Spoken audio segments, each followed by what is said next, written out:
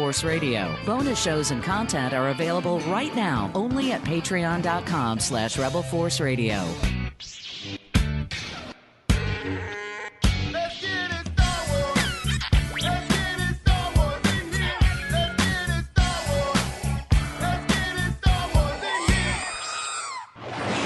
small rebel force has penetrated the shield and landed on Endor. This is where the fun begins. A long time ago, in a galaxy far, far away. This is Rebel Force Radio, your source for the Force. Star Wars news and commentary with Jason Swank and Jimmy Mack. I've seen Star Wars 500 times. Star Wars #1. This station is now the ultimate power in the universe. I suggest we use it. Now it's time for Rebel Force Radio. We would be honored if you would join us.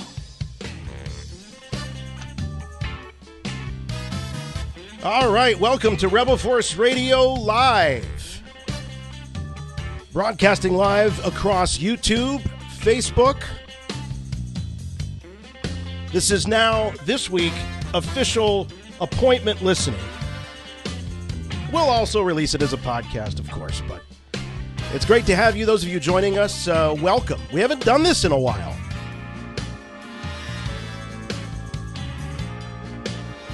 And when I say a while, I mean, we did this quite a bit back in the day. The early days of Rebel Force Radio and the latter days of the Forcecast, back before you had like Star Wars chat shows or genre chat shows and all these like post-show review type content. We were doing that a long time ago. The days of TalkShoe, the days of Ustream, all of that. And now, you know what? It's so easy. A child could do it. Although when we were testing it, I did notice we did a test last night and that video was posted and one of the comments said, "You look like my grandpa trying to fix the VCR back in the 80s. It's not as easy as it looks, guys. I know it. We make it look very easy. But anyway, no, we're glad to be back live. And I'm certainly glad to have one of my best pals here from Chicago, my good friend and yours, Jimmy Mack. Hey, Jason. Hey, Star Wars fans. Happy to be here looking at you. Mm-hmm. Take us with you everywhere you go, and I will be watching you. I will be staring at you while That's you really creepy. Stand in the bathroom. I'm looking right at you. You think you can see me? I can see you. All right. This is going to be very distracting for me, at least at the get-go, until I get used to it. So, what? Watching me? Seeing me? Imagine how all the people. I'm trying just to treat this like it's a normal show, but I keep glancing down at my iPad to see the live stream, and it's severely delayed, for starters. What is? And so, what's delayed? The actual time the picture and sound get from our studios to my iPad. See, here's meta for you. I'm watching us. See, how can you be on the show and watch the show at the same time? You're so vain, Jimmy Mack. Well, not really. My eyebrows need to be kind of. No, it's just a different experience. By the way, it's everyone's doing it. It's so much fun. One of the comments that kind of stuck out to me that I saw earlier today was, "Welcome to the decade." Okay, it's hard for the old radio guy to suddenly start going down a different stream, but I think we're gonna have a lot of fun with this, Jason. And I don't think this is anything we've decided that we're gonna do every week. But maybe this will be a unique show of its own where we take live calls all night long. That would be great. All night long. All night. So, of course, Lionel Richie is a host on American Idol. He's one of the judges. My 10-year-old daughter is all about Lionel Richie. Yeah, well, of course. That's weird to be like driving down the road and Lionel comes on and your 10-year-old goes, "Is that Lionel?" Yeah, good stuff, Dad. Good stuff. Turn it up. Right. Turn it up. We're loving it. All right. So give us a call. Talk about Lionel Richie, maybe, if you want to. We're talking about Star Wars, all the great D23 reveals that happened, the Mandalorian trailer, the Kenobi announcement, and of course the Rise of Skywalker reveals, including Dark Rey. So give us a call, 708-866-1737. That's 708-866-1-RFR. Yeah, I actually have the number on the screen right now. The number Sweet. is on your screen. The number to call. Oh. Again, I'm still talking as I look. It's in delay because look how weird that is. I'm still talking. Oh, stop that! Well, that's freaking me out. Yeah, that's freaking me out. Freaking you out. Yeah, I mean, there's so much to discuss. It was a huge weekend, starting with the Disney Plus showcase on Friday night, and you thank goodness that there were people breaking the rules and live streaming that because. There were several streams, and I would credit them. I wish I would have written them down, but I also don't want to get them in trouble. This guy that I was watching, he was shooting all of the talking heads on the stage during the showcase, and then a true class act. As soon as the trailer would come on, he would lay the phone down on his lap, so you could hear it, but you weren't seeing it. So I thought, well, that's a classy thing to do. And who knows? Maybe they said that was perfectly legal to do there. But I doubt it. It seemed like, at those things when they tell you no phones, they mean no phones, not just no phones except for this part. But I don't know. I wasn't in the room. But a lot of people were streaming it, so it was great to be able to experience that. And you know what I haven't done? What? I just realized this. Fire me now. I don't have the switchboard plugged in yet. Oh, I know. Oh, that's a whole thing, though. Well, it's not really. That is it's not really. because we have to sign into it. It's really okay. Watch how fast I can do this. Right? Hold on. Okay. Are you timing me? I'm like the old man in Christmas Story I'm timing you. The timing you. Timing. My watch is definitely my watch is on and current. Okay. So go ahead. All right. We're gonna add this, and then all right, come on. Thank you for calling Call-In Studios host right. and call screener line. Everyone Please enter your show number and press pound. Enter your 6-digit PIN number. Oh, wait a minute! I skipped a step. I was so close. I know. I was so close. Well, like you could do any better. You wouldn't even know how to call them. We did not receive a response. Yeah. Goodbye. They're so harsh over at Call-In Studio. Jim, why don't you set the stage with some of the things that were revealed at that first panel, the Disney Plus panel, some of the surprises, and some of the things that we knew going in. Wow, I'll tell you what. I think the focus was definitely on the Mandalorian. An ample amount of time was spent on that. But let's not forget the Cassian Andor show that is also going to be happening too. And I know a lot of people are saying, hey, we never asked for a Cassian show. Why do we need this? Well, I have two words for you. Rogue One, great Star Wars flick. And I think this is going to really expand a lot on what we know about Cassian and K2. And it's going to be an ample opportunity for classic characters and creatures to appear. We, of course, at Rebel Force Radio are longtime proponents of bringing back Biggs Darklighter. Biggs! You made me do it by myself, Jason. I'm sorry. I'm ready to call the call-in studio now, so we can start taking some of our listener calls. So let's do this. Come on, one ringy dingy. Thank you for calling Call-In Studios host and call screener line. This guy's Please enter your show number and press pound. Enter your 6-digit PIN number. Welcome, host. You have not started a show session in Call-In Studio. Welcome, host. You are now in the host room and can manage your callers from the Call-In Studio web interface. I love this. It's musty in here. It smells musty in this this room that they put us in. And the screening is working out. Look, we've got Harrisburg, PA. We've got Ogden, Utah, Indianapolis. We got Waco. All right. What do you well, say? we'll be taking your calls. 708-866-1737. Talk to us about The Mandalorian, Kenobi, and, of course, The Rise of Skywalker. Yeah, lots of stuff. We also have some audio clips. All of the creative teams and actors were on hand and doing the media blitz, the red carpets, the blue carpets, whatever you want to call it. And so we've got some audio clips of guys like John Boyega and Dave Filoni. But we want to hear from you. That was the promise with this show. So let's go to Kurt in Indianapolis, Indiana. Kurt. Hey guys, Yo, yo. This is Kurt Schmo. I'm actually in Cincinnati. Oh, that's weird. Wanted to talk to you guys about. Are you sure? Are you sure? It thinks you're in Indianapolis. Oh, pretty good. Yeah, pretty sure. Yeah, it's close enough. I wanted to get the straight from the horse's mouth. No offense, but Galaxy's Edge. Your first impressions, kind of looking at it from far away. Is it? I'm trying to think of how to put it. Does it feel like a mall with a Star Wars skin on it? Skin. A mall. Maybe with Trandoshan skin on it. But I don't know. No, but I mean, I was there. And this is coming up a lot. And I can tell you, ever since I left that place, I can't stop thinking about it. It's definitely worthy of exploration from any Star Wars fan. Do I think they might have missed the boat by not including more familiar locales and characters and rides, etc.? Of course. Yeah, absolutely. 100%. But what I'm looking at it, at least from the get-go, is this.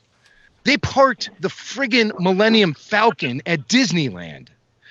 That's more than enough reason for me to throw my family into a plane and fly 2,000 miles. They parked the Millennium Falcon at Disneyland. If that's all they did, I think it would have been the most popular thing around. But they went for the full land. And to me, a lot of the land is window dressing.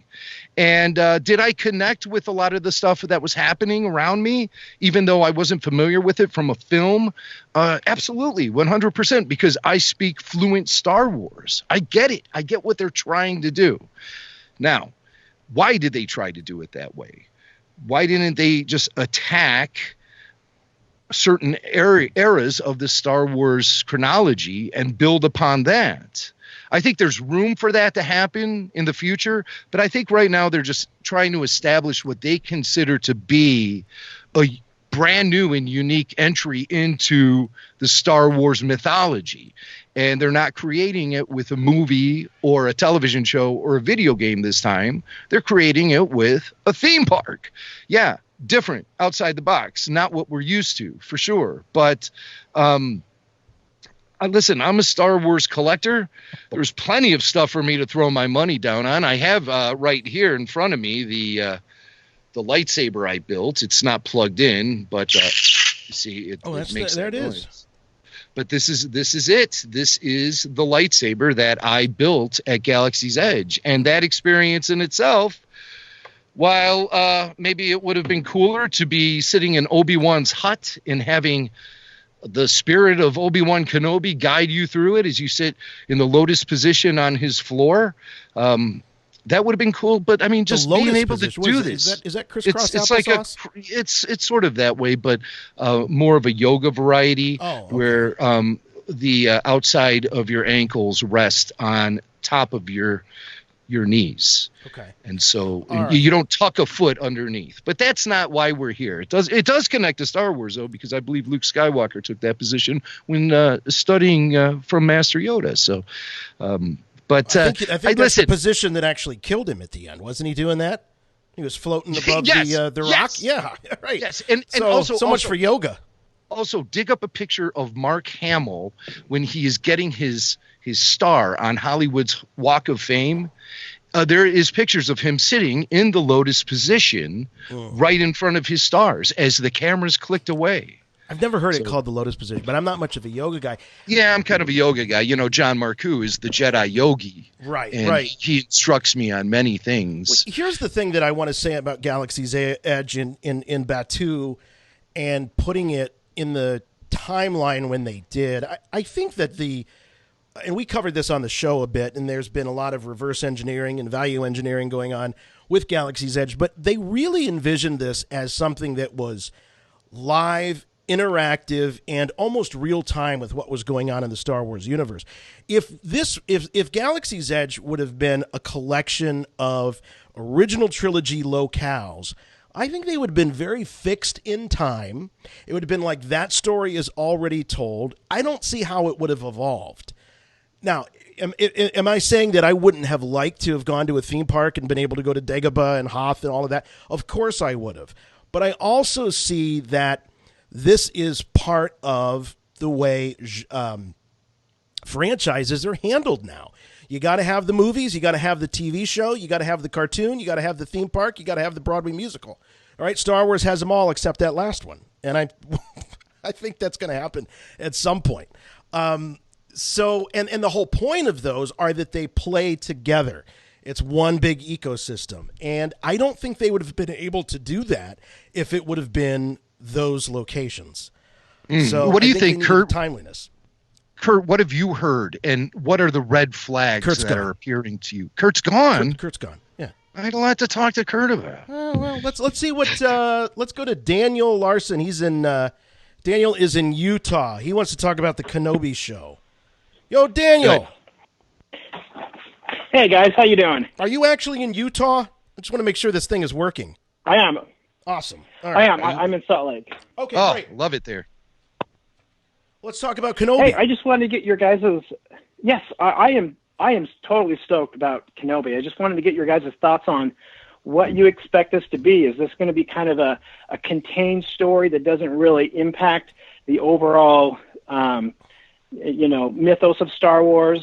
What characters do you think are going to make an appearance in this? Qui-Gon or Yoda or even somebody like Vader or Tarkin. Do you expect to see any of these characters make an appearance? Well, let me ask you, when's the last time you saw anything Star Wars on the big or small screen that didn't at some point or eventually involve major canonical characters? That's a good point. And the only reason I bring that up is because I just finished just a little bit ago the Kenobi book, which I know is no longer canon, but the John Jackson it was Miller a good book, but didn't necessarily. Yes. And I thought it was a great book, but it was just sort of a quick little adventure of Obi-Wan, one and done, didn't really have any impact on the overall story. And I thought, boy, I really hope that's not what happens in this TV show. Like, I hope that it tries to set up something bigger than just a small little story, and then Ewan McGregor's off to do whatever. Let me ask you, Dan, when you talk about setting up something bigger, if I'm interpreting you correctly, I think what you're saying is you want something to happen on this series that will make you look at the original trilogy or something that happens in A New Hope maybe in a different light. Like, oh, that's where that came from. That type of thing? Yeah, perhaps that, and give a little bit of understanding of, if Qui-Gon was the first to do the Force Ghost, right?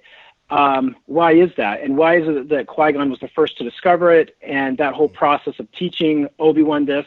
In that book, there was this process where every night Obi-Wan would almost be like praying, but he'd be trying to commune with Qui-Gon. And it would be great to see that communication go on with Qui-Gon and have this lesson go on, and perhaps even to the point where he's communing with Yoda, and perhaps This is why Obi-Wan knows Yoda is in Dagobah. In the Clone Wars, Qui-Gon says that he learned how to cross over from the great beyond via some teachings he received from a shaman of the wills.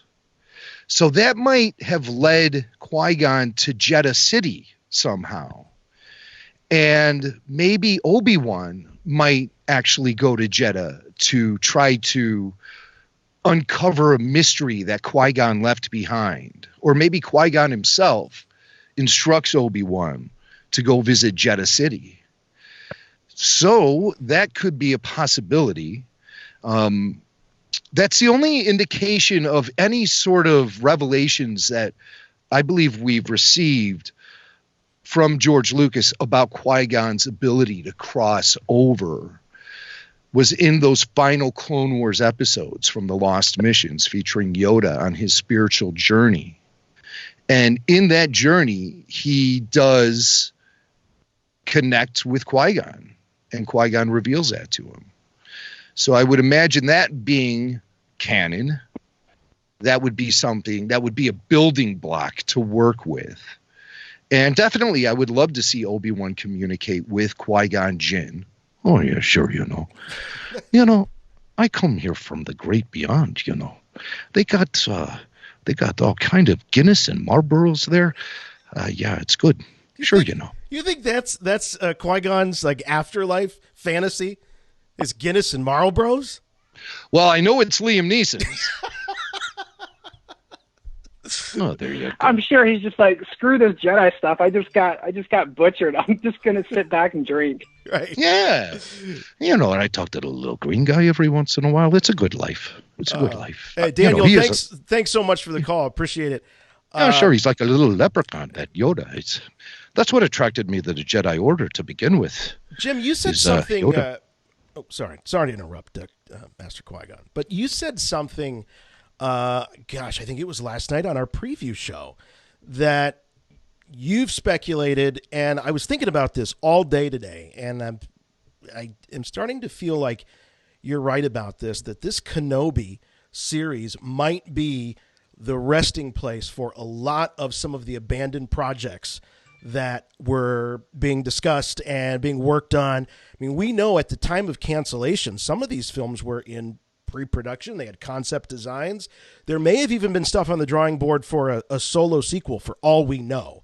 So you're saying that potential solo sequel stuff, Crimson Dawn, Darth Maul, you're thinking that the Kenobi film certainly could have some impact on this series. What other projects out there do you think might find their way into this series?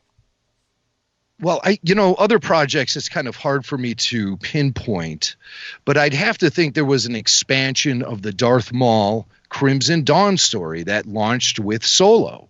I think they're going somewhere with this.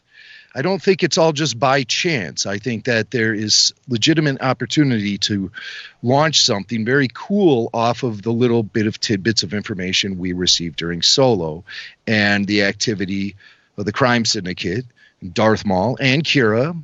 Funny thing I heard on the social media today was some dude was on a flight with Alden Ehrenreich, and a bunch of kids were talking to him during the flight, and Alden revealed to the kids, and this guy heard it, is that he said something along the lines of, they're trying to figure out a way to bring Solo stories back. And I think the Kenobi or even the Cassian Andor series are such fertile ground to be able to incorporate those stories, bring back Chewbacca, bring back Kira, all of that stuff. Jabba the Hutt. The thing about Solo is that what we know from A New Hope is that up until he meets Obi-Wan Kenobi, he's never heard of any or never seen evidence. It's not that he's never heard of. He doesn't say I've never heard of it, but he's never seen anything that makes him believe that all-powerful force can control his destiny.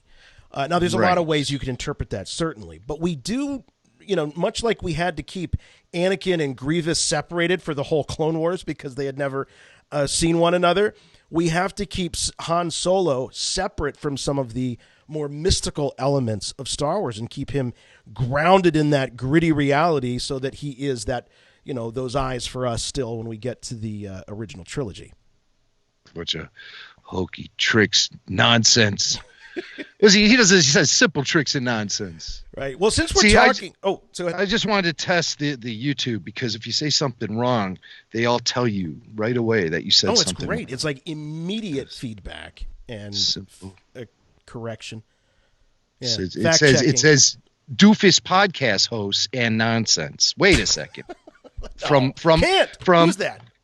Annette McInerney, my mom. Oh, Mama Mac.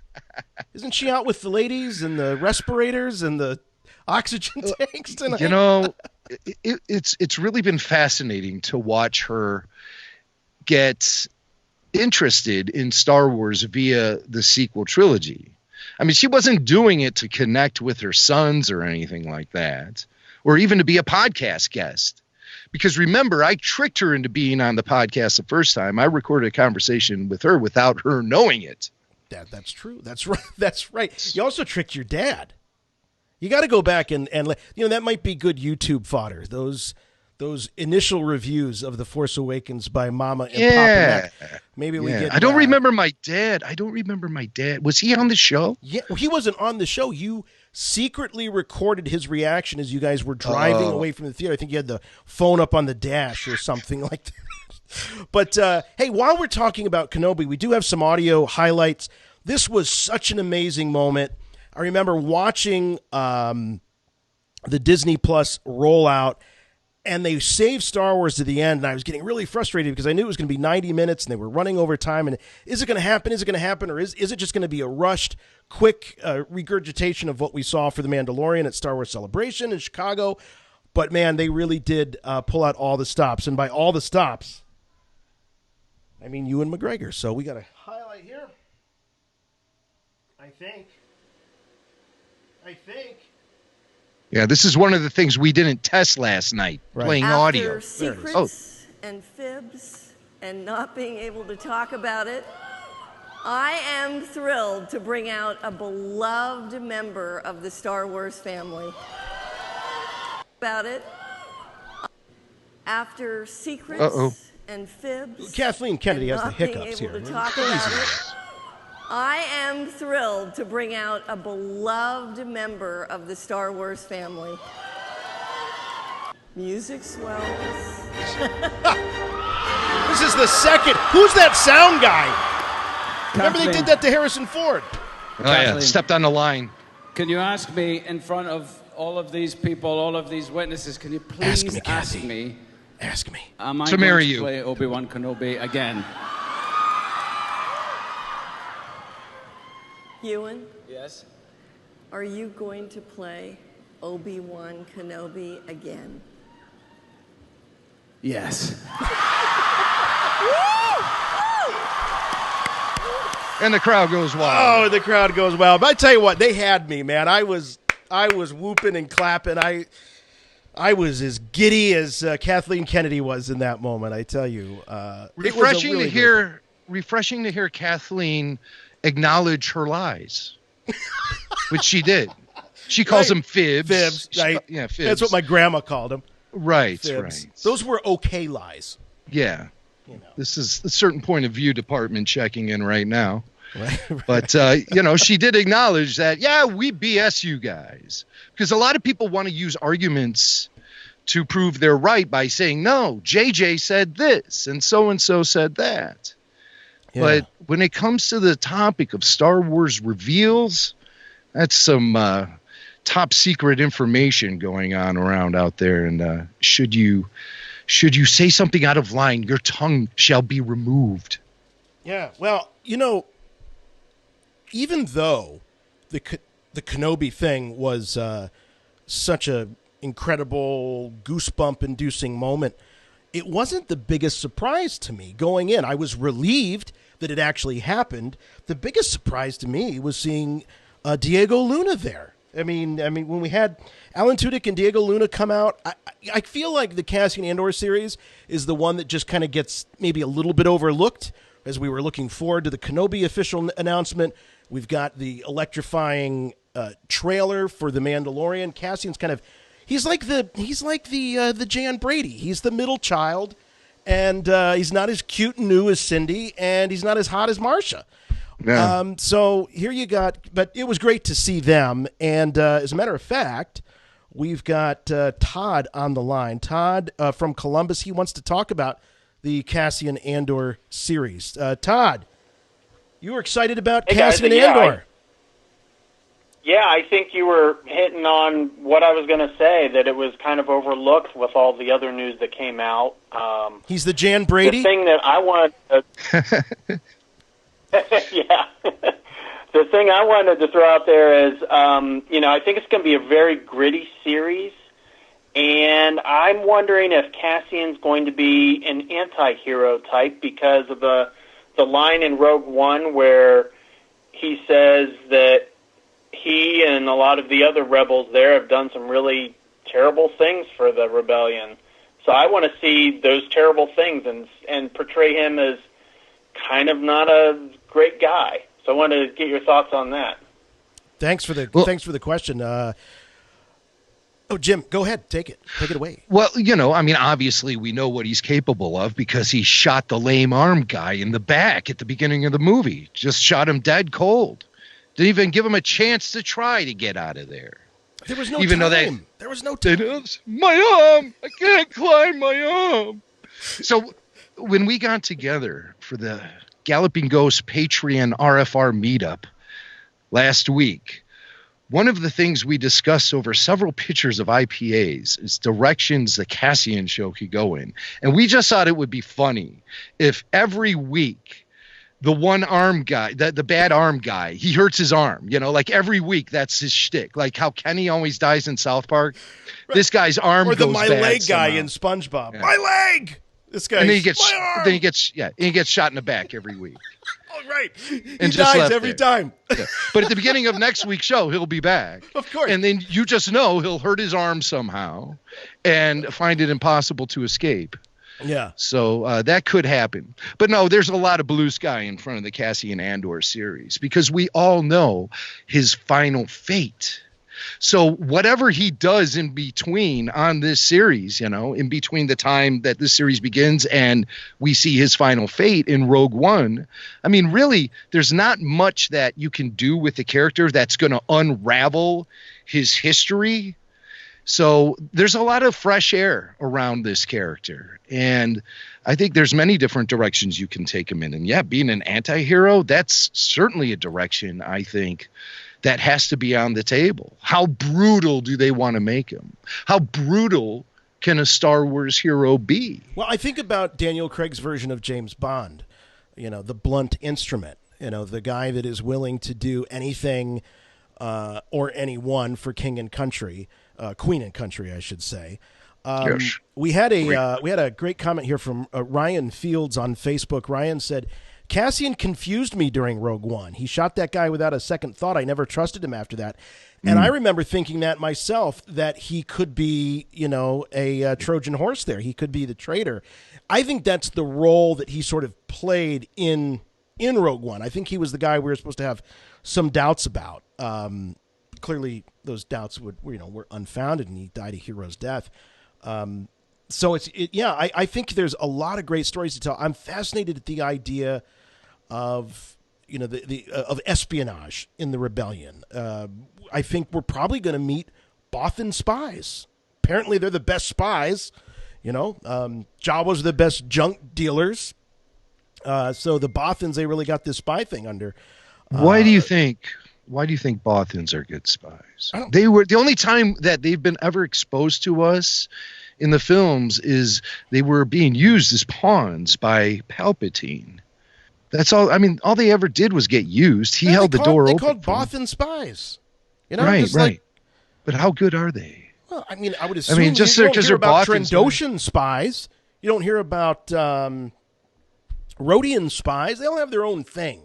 Star Wars is a very stereotypical universe. Like, you're pretty much, look, if you're an Ugnaught, what career choices do you have, really, other than slaving away at a gas mine somewhere? Well, I don't know. I think we're going to find out. I think Nick Nolte is going to take Ugnaughts to the next level in The Mandalorian. I find little doubt of that. Oh, by the way, that beast of burden that thing rides is called the Blurg. I was informed today. Yes, it's not a shock; it's a blurg. Blurg, isn't that like a safe word for an expletive? Like blurg. When you don't want to cuss in front of the kids, you can throw blurg in there. I don't want us to get flagged on our first YouTube live show. Oh, just wait.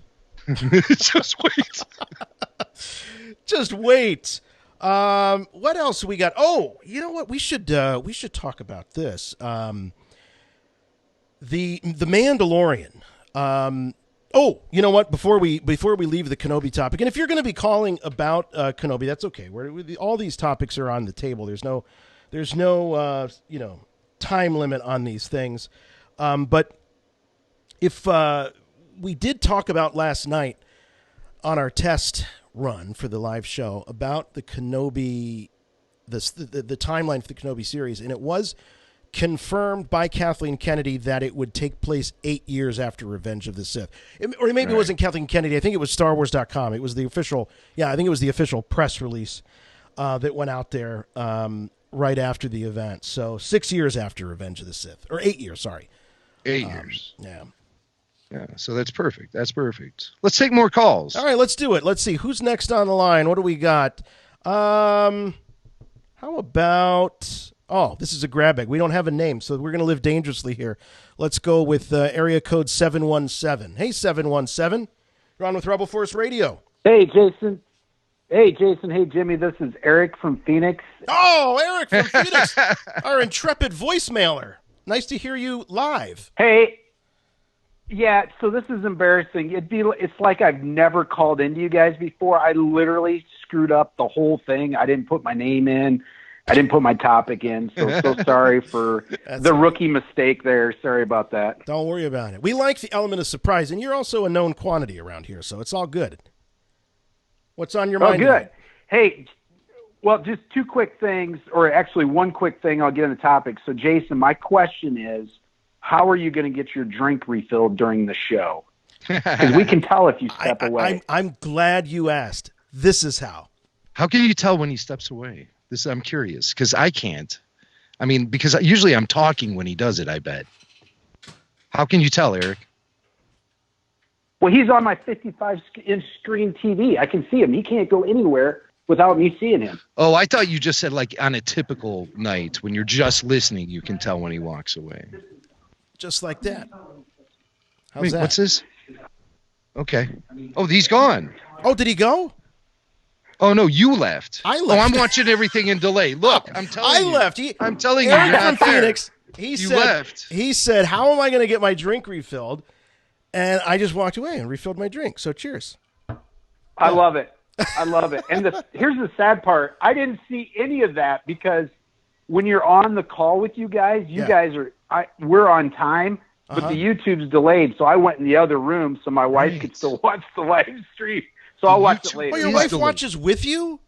The YouTube is delayed. Well, yeah, you guys met her in at the South Side. So when we were there for celebration, we were the front row patrons there. But front row.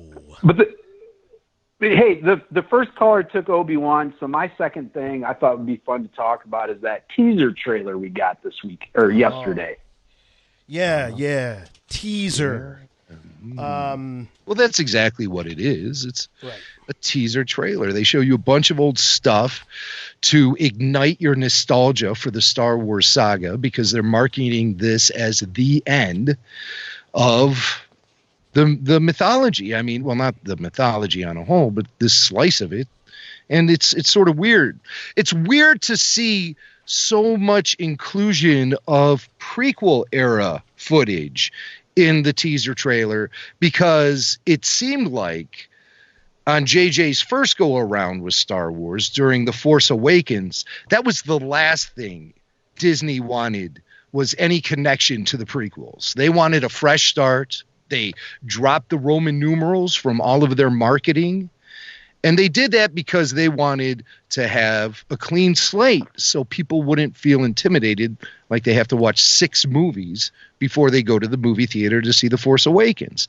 And also Disney, and they let all of their writers know this very early on, anyone who is writing for any of their publications or novels or whatever, they said, hey, refrain from using Roman numerals. They just thought it was a passé sort of thing. And so they restricted all of their writers to use Roman numerals. So that's why it dropped out from all of the marketing at that point. And that carries on, Jim, as you know, they've got new release pressings, new releases of the all of the Star Wars films, and the Roman numeral has been dropped from the logo artwork. And so it's just Star Wars, The Empire Strikes Back, Star Wars, Return of the Jedi, et cetera, et cetera. So in that... We will not see those Roman numerals after Episode 9. Here's a question for you guys, both of you. Eric, I'm going to ask you first. Do you think Episode 9, The Rise of Skywalker, will be the final time we see the iconic crawl at the beginning of the film? Eric. I do not. I think if they go back, the Benioff and Weiss, I think whatever those guys do, I still think we're going to get a crawl, because I think we're going to have to outline what exactly is going on for the audience, because it's going to be something different than what we've seen before. Yeah, but I mean, a movie is a movie. We can walk into most movies without having so much explained to us. Rogue One didn't. But the difference is Solo didn't need it. Well, they did. They did have a title card. Yes, it was not a crawl. They had a title card. Oh, you're right. You're right. In Solo, right. they did. In Solo, they did. I think they will, because people have a set expectation. I mean, my gosh, it's been 40 years. It's like James Bond, guys. You guys know a little bit about James Bond. Yeah, gun barrel. You know, the title. That's right. And so, you know, I just was watching Never Say Never Again, and of course there's no gun barrel, and it just didn't feel right. No, but Sean Connery is beautiful in that movie. Now, there was somewhere between Bob Iger and Irv.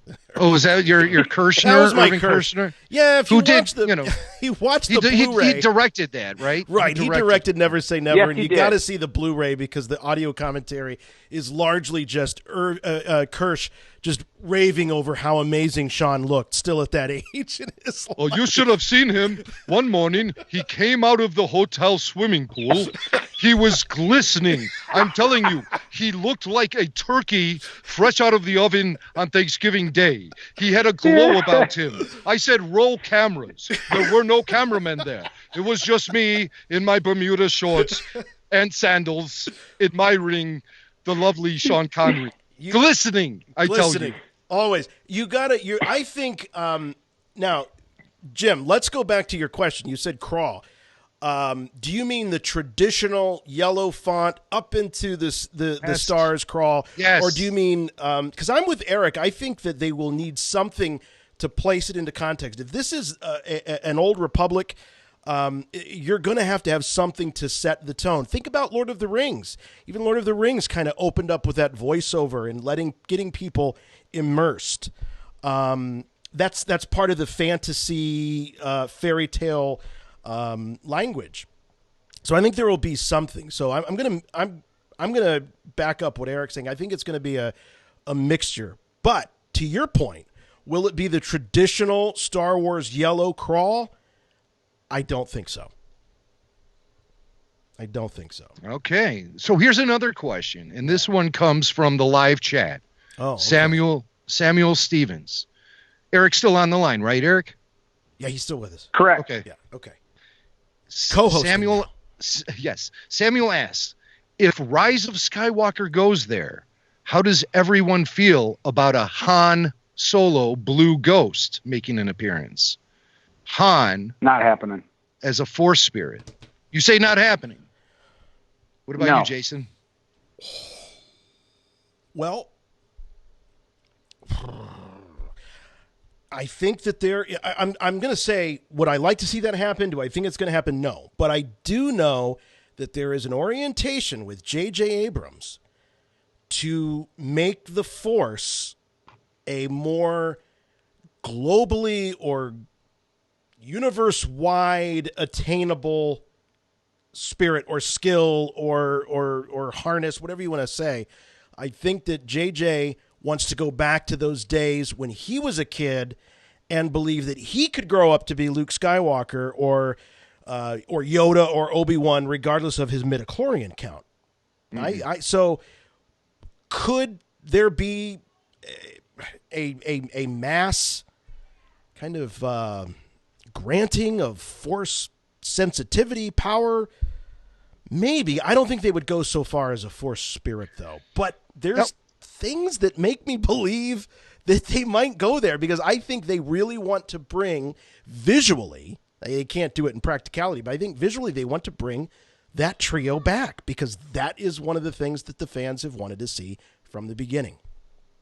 Well, how about this?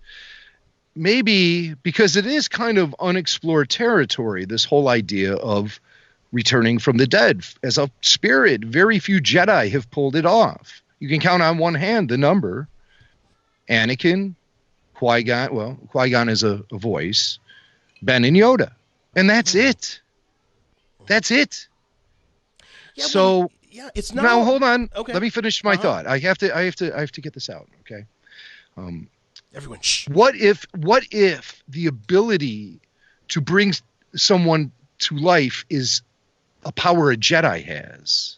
Much like Palpatine was chasing and Anakin was chasing it too, for that matter. The ability to bring someone back from dead, the ability to stop people from dying, things like that. Now, obviously, Anakin was chasing that, and probably as Darth Vader, he was practicing Sith arts to try to achieve that, to bring back Padme, if he actually was able to live his life with the memory of hers.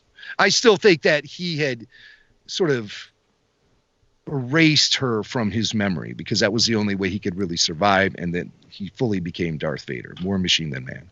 But say, for instance, he did try for 10 years or something to bring Padme back to life. That would give him a certain skill set, at least an ability to go down the right road. Once you become a spirit, then it must amplify your powers. And remember, Luke said to Kylo Ren that Han would always be with him. It was pretty much the only acknowledgement of the death of Han Solo in the whole film, outside of the golden dice. And just like your and father. that, I mean, really, that was it. There was no mourning the death of Han. I hope we get some of that in Episode 9. But what if Luke keeps good on that word and somehow is able to bring Han with him? You know, it's like bring a Force spirit to work day or something. You know, he has the ability to pull someone back from the dead. That could happen. Maybe Luke connected with the spirit of Anakin somehow. Well, we know that when he was studying at the First Jedi Temple. We know this to be true because it's now canon in the book. We just talked about it on the last episode. Yeah. Right. And also the fact that Anakin makes an appearance to Luke at the end of Return of the Jedi. Right. You have to figure that there were more appearances to Luke, and this time maybe with a little communication. So right. But what I think is interesting. And by the way, Eric, sorry to keep you on here. Thanks so much. We always appreciate the voicemails and the calls. One of the things that I was thinking as you were talking, Jim, is could a Force spirit act as a bridge in order to create a channel of communication with someone who has passed on? Yes. Could Kylo Ren be the beneficiary of this, where his uncle Luke is able to give him that closure, perhaps, maybe that forgiveness that he's seeking at the end? It's all speculation, of course, but something I think is worth all of us thinking about. That's for sure. Yes, absolutely. And we want to hear what you think. We have a few lines open right now, 708-866-1737. That's 708-866-1RFR. By the way, you weren't joking about moms. My mom showed up. My mom showed up. She showed up? She showed up in the chat. Oh, she showed up in the chat. And she said, can Mom get a shout out? So shout out to Mom. Wow. Mom's going to get some followers too, I'm sure, via social media. Yeah. Just classic entertainment. Says, great to see you guys. I'd love to see a live version of the weekly show. Keep it up. May the Force be with you. Well, thank you very much. Yes, please. Yes. And I think that person made a donation. Oh, did they? I'm not sure how any of this works, folks. Yeah, I wanted to mention that. I know there's all these like super chats and all this stuff going on, but we don't really know. We're not gonna sugarcoat it. We really don't. I do want to say we did run into an issue here with our switchboard. So let me. I thought that what would happen is it would automatically re-up. So when you run out of cash, it's one of those things where if you run out of money, it's supposed to just automatically charge and set you back down. It's one of those things. So we missed a phone call from Dan Fogler once because of something like this happening. Skype credit. Back in the days, yeah. Yeah. Oh, this is so embarrassing. Yeah, it really is. So I'm going to go ahead and attempt to get that back online. So, Jim, entertain the people. So there's no one we can talk to right now? No. Is that Just what's you happening? and me. We're talking. Okay. All Yeah, right. So, Jim, it's all on entertain you. the people. Yeah. All right. Well, while Jason's getting his act together, I just want to invite everyone who has joined us here tonight. We have a nice hearty crew here joining us live.